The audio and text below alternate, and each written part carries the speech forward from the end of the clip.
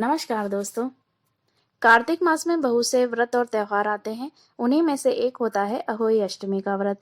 ये व्रत महिलाएं अपनी संतान की लंबी उम्र और मंगल कामना के लिए करती हैं। परिवार की सुख समृद्धि और खुशहाली के लिए अहोई माता का व्रत रखती हैं और विधि विधान से उनकी पूजा अर्चना करती हैं। इस बार अहोई अष्टमी का जो व्रत है वो 8 नवंबर रविवार को पड़ेगा।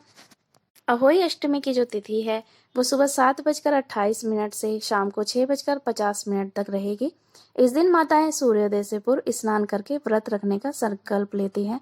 अहोई माता की पूजा के लिए दीवार पर कागज पर गेरू से अहोई माता का चित्र बनाती हैं और साथ ही साथ से और उसके 7 पुत्रों का भी चित्र बनाती हैं। सायंकाल के समय पूजन के लिए अहोई माता के चित्र के सामने एक चौकी रखकर उस पर जल से भरा हुआ एक कलश रखती हैं। तत्पश्चात रोली चावल से माता की पूजा करती हैं। मीठे पुए या आटे का हलवे का भोग भी लगाती हैं। कलश पर स्वास्तिक बना लेती हैं और हाथ में गेहूं के 7 दाने लेकर अहोई माता की कथा सुनती हैं। उसके उपरांत तारों को अर्घ देकर अपने से बड़ों के चरण स्पर्श करके आशीर्वाद लेती हैं। क्योंकि अहोई अष्टमी के दिन महिलाएं अपने बच्चों के कल्याण के लिए व्रत रखती हैं।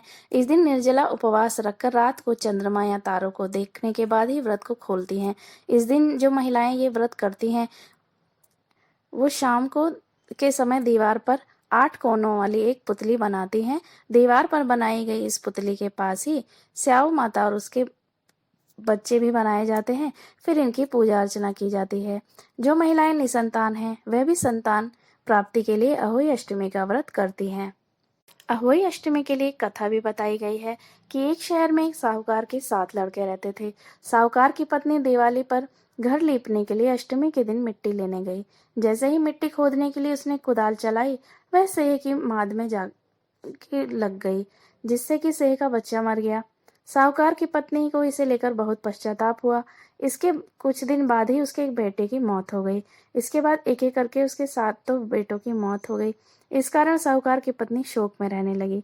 एक दिन साहूकार की पत्नी ने अपनी पड़ोसी औरतों को रोते हुए अपनी कथा बताई, जिस पर औरतों ने उसे सलाह दी कि ये बात तुमने साझा की तो तुम्हारा आधा पाप जो है कट गया है। अब तुम अष्टमी के दिन सेह और उसके बच्चों का चित्र बनाकर माँ भगवती की पूजा करो और क्षमा याचना मांगो। भगवान की कृपा हुई तो तुम्हारे पाप नष्ट हो जाएंगे। ऐसा सुनकर साहूकार की पत्नी हर साल कार्तिक मास की अष्टमी को माँ अहोई का व्रत और पूजा करने लगी।